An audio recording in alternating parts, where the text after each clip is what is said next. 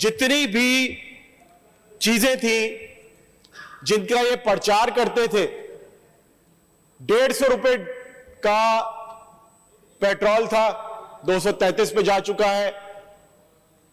खाने का तेल 350 से 400 पे था, वो 600 से 650 पे जा चुका है। दूध, खुला दूध, कमिश्नर कराची कहते हैं कि 95 रुपए पे है। मार्केट में जब ये इंपोर्टेड हुकूमत नहीं आई थी, उस वक्त 125-130 रुपए पे मिल रहा था। आज 180 रुपए का अगर किसी को मिल जाए तो वो शुक्रिया अदा करेगा कि 180 रुपए का दूध फी लीटर मिल रहा है। घी यूटिलिटी स्टोर पे 195 रुपए था, 500 रुपए क्रॉस हो चुका है। मटन, बकरे का गोश्त 1440 रुपए का था, आज 1900, 1850 रुपए पे मिल रहा है। दीगर अशिया खुर्दनोश देख लें, उनकी कीमतें कहां हैं। 17 रुपए सबसे लोएस्ट नेपरा का रेट था इलेक्ट्रिसिटी बिल का, 28-29 तक पहुंच गया और अभी कह रहे हैं कि अभी तो कुछ नहीं है। फिर कह लगाते हैं कोकोमो वाले हमारे मिनिस्टर वफाकी, और वो कहते हैं कि जी अभी तो और बढ़ेगा। तो आप लोग आए क्यों थे? किसने आपको कहा था कि आ जाओ? आपको कहा किसने था? कह रहे हैं कि जी IMF से मुआहिदा हुआ। हमारी जब हुकूमत थी उसमें आपके आने से पहले 1.5-2 माह तो सस्पेंडेड था IMF का प्रोग्राम।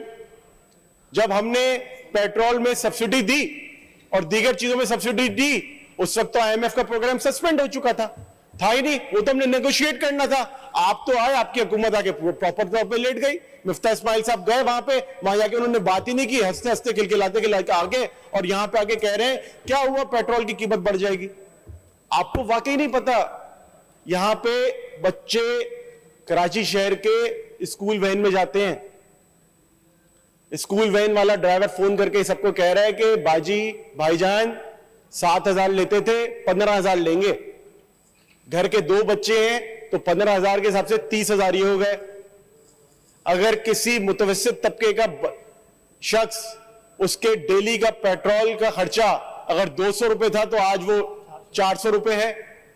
दिन का 400 रुपए है तो महीने का उसका 12 से 15,000 हो गया। वो कमाएगा क्या, खर्च क्या करेगा? और आपका नारा क्या था? और हमारे साथ बैठे हुए जो भाई हैं उनका भी यही नारा था। और वो शख्सियत भी जो एक फोन कॉल पे खाना खाने के लिए भी पहले परमिशन लेते कि सर हम खाना खा ले, सर हम ये कर ले, वो कह रहे थे कि जी महंगाई हो गई। और तुम्हें पता क्या है महंगाई क्या? तुमने कभी जिंदगी में 10,000 की इंटर्नशिप नहीं की, तुमने कभी जिंदगी में जाके घर की ग्रोसरी नहीं खरीदी, तुम्हें पता क्या महंगाई का? तुम तो सोने की चमचियां लेके पैदा हुए हो। अवाम को पता है कि महंगाई क्या है।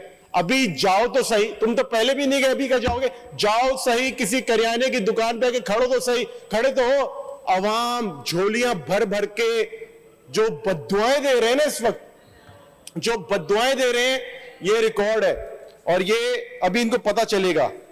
खुर्रम दस्तगीर साहब कह रहे हैं कि हमने कराची को क्योंकि ज्यादा दी हुई है बिजली, इसकी वजह से पूरे मुल्क में लोड शेडिंग हो रही है। कराची अकेला पूरा मुल्क चलाता है। 1400 अरब रुपए सिर्फ टैक्स की मद में दिए हैं, और सिंध को अभी जो आपने जमा किया 99 अरब रुपए, वो तो सिर्फ सेल्स टैक्स दिया है। आप कराची को कह कैसे सकते हैं? आपको शर्म नहीं आती? कराची पूरा मुल्क चलाता है। अगर कराची को बिजली नहीं देंगे, यहां की इंडस्ट्री कैसे चलेगी, यहां का कारोबार कैसे चलेगा? और सिंध हुकूमत कह रही है कि कारोबार बंद कर दो, दुकानें बंद कर दो, 8 बजे बंद कर दो। उससे बंद कुछ नहीं होने वाला। असिस्टेंट कमिश्नर, बाकी SHO, DSP, सबके जो है, मैं कंक्लूड कर दूंगा टाइम पे, DSP असिस्टेंट के बाद सबकी जेबें भरेंगी, दुकानें सारी खुली होंगी, लेकिन क्या होगा? कारोबारी शख्सियात को तंग किया जाएगा, उनसे पैसे हेटे जाएंगे। जिस तरह SBCA, KDA, वाटर बोर्ड में सब जगह पैसे हेटे जा रहे हैं। इस वक्त कहा जा रहा है कि दुनिया की कोई अजीम तरीन हमारी फॉरेन पॉलिसी है, और फारिग मिनिस्टर साहब कह रहे हैं कि हमने ऐसे ऐसे काम किए कि दुनिया देख रही है और अब दुनिया कह रही है कि हम तो जो है ना, अब हम मतलब दुनिया की सुपर पावर हम हो गए। ये इनके दौर में गिलानी साहब वजीर आजम थे, पीपल्स पार्टी के वजीर आजम थे। बीबीसी की रिपोर्ट है कि वो कहते थे कि हम पार्लियामेंट में आके रेजोल्यूशन पास करेंगे और हम कहेंगे कि जी बड़ा बुरा हुआ, आप जारी रखना। पीपल्स पार्टी के 2008 से 2013 के दौर में 330 ड्रोन हमले हुए। टोटल ड्रोन हमले पाकिस्तान में 400 से ज्यादा हुए। 80% ड्रोन हमले पीपल्स पार्टी की हुकूमत में हुए हैं। ये है आपकी फॉरेन पॉलिसी। आप दोबारा वही चाहते हैं।